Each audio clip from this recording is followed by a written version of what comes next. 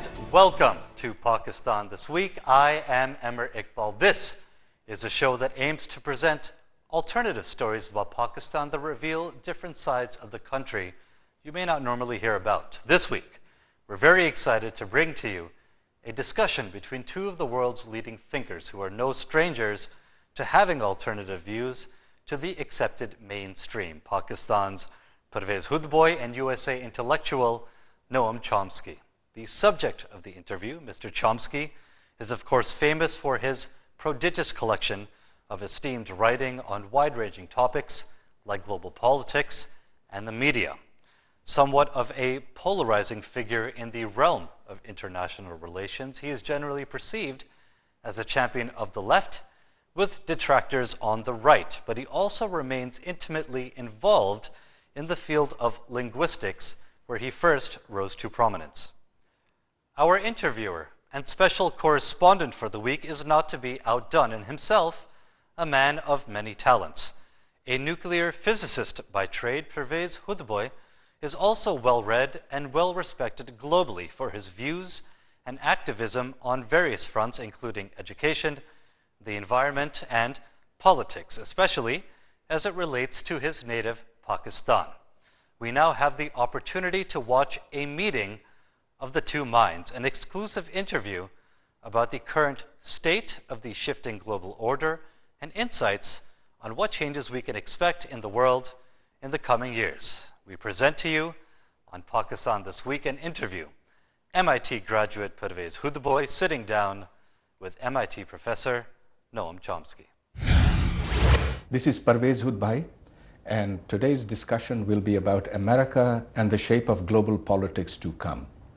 I'm in the office of a person who is recognized as America's leading intellectual. He's also America's leading critic of its foreign policy. I am, of course, with Professor Noam Chomsky. He is at the Massachusetts Institute of Technology. He's been here for 55 years, the author of more than 100 books. He is, in fact, the person who founded modern linguistics, or rather the mathematical structure of linguistics owes to his work, done in the 1950s. Professor Chomsky, thanks very much for agreeing to be on this program. Very glad to be with you. Professor Chomsky, the United States, after the Cold War, was the only power in sight. There was enormous hubris in the United States. There was the program for the new American century. You had people like Dick Cheney and Donald Rumsfeld and Scooter Libby and so forth, who said, well, now the United States is the only power around. It has no peer, no rival. It can shape the world as it likes. And yet, today, as we see, the US is losing control over its empire. Had you foreseen that this would happen? In a certain sense, remember that the people you just mentioned are way out at the fringe. There is a spectrum of opinion on foreign policy issues and domestic issues. It's not very broad, but it's not zero. And they were so far out on the fringe that you could barely find them. That's why they came under very considerable criticism right from the mainstream. And yet George W. Bush followed their policies. He did. He happened to be elected, but actually he wasn't elected, but the Supreme Court put him in. At the beginning, his positions were sort of mild. After the 9/11 attacks, there was a very sharp change. Then they thought they had their opportunity, and then they went ahead and invaded Iraq. But if you take a look at the invasion of Iraq, there was very substantial criticism. They were regarded as a dangerous group. So is this what one should call imperial overstretch? Well, that became clear very soon. They got themselves into real trouble with first of all, they destroyed Iraq, killed hundreds of thousands of people, spread sectarian conflict throughout the whole region. It was a total disaster. A couple of million refugees. But from the point of view of U.S. power, it was a severe blow. Actually, the U.S. suffered a defeat in Iraq. They don't admit it, but that's what happened. And perhaps the penalty is that now much of the Middle East is being removed from American control, starting from Tunisia, going on to Egypt, then to Bahrain. Libya, and so on and so forth. So does this represent something, some drastic change in America and its relationship to the world? Well, we should, it does, but I think it's useful to look back a little bit. Starting in actually the 1990s, the U.S. began to lose control of what has always been considered the safe backyard, namely Latin America. South America, which has by now drifted pretty far from U.S. control. That's the first time in 500 years that South America has begun to emancipate it from foreign control. But let's come back to the Middle East. Middle East is much more important.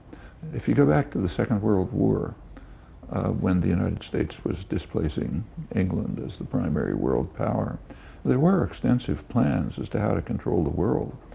And they're worth rereading. This is the Roosevelt administration. You know, it's not far right.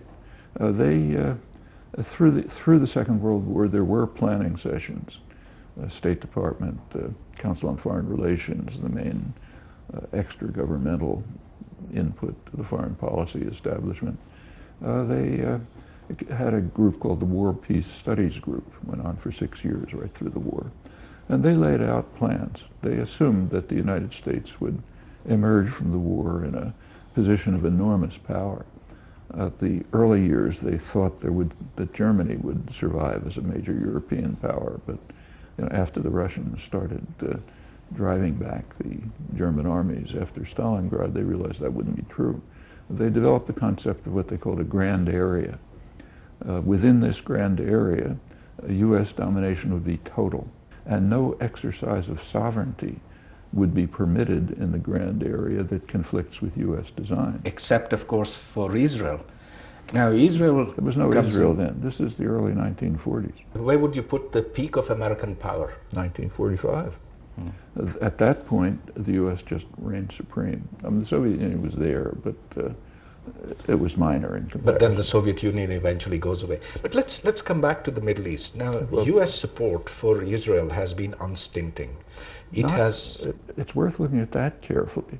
U.S. support for Israel in the current form was established after 1967. And something happened in 1967, which is quite crucial. Remember the situation in the Middle East then.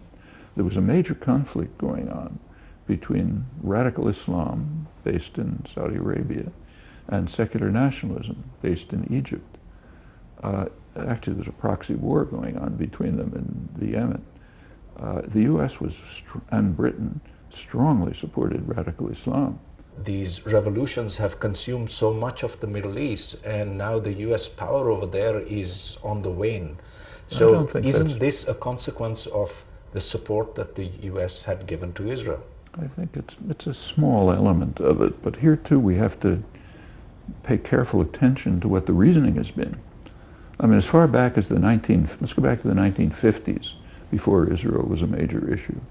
In the 1950s, President Eisenhower was concerned with what he called the campaign of hatred against us in the Middle East, not among the governments, but among the people. And the National Security Council, the major planning agency, came out with a memorandum in 1958 which explained it. It said there's a perception in the Middle East, in the Arab world, that the United States supports harsh and brutal dictators and blocks democracy and development, and that we do that because we want to gain control over their energy resources. And it said, furthermore, the perception is fairly accurate, and that's what we should be doing. So what do you see as the future of the Middle East? After all these revolutions settle down, what are the alternative forces that are going to come in and determine the future of Arab societies in the, let's say, the next decade? Well, that's very much open. Read this morning's New York Times. There's a discussion of the position that the United States government should take and what it is taking. They say the U.S. should pick the winners. As long as the dictators are controlling the populations, it's fine to support them. If things get out of control, you have to adjust tactics.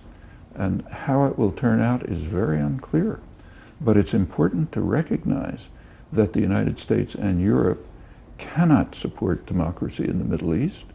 And it's enough to see why. It's enough to look at Arab public. So in other words, you don't see any difference in essence between the policies of Richard Nixon onwards until Obama? Nixon was the last liberal president, hasn't been one since.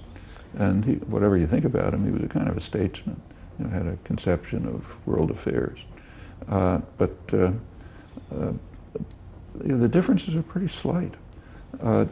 But the crucial point, I think, is and yet President Obama is coming out strongly in support for the revolution that's sweeping across. Absolutely not. He's been very hesitant, said very little. People are very angry about it. About Libya, it's Libya, he said almost nothing. There's partly part of the reason for that is that there's still diplomats trapped there, so he can't say much. Marcos in the Philippines, Duvalier in Haiti, Chun in South Korea, and Suharto in Indonesia, a long series. And there's a standard reaction. Support the dictator as long as possible. If it becomes impossible, maybe the army turns against him.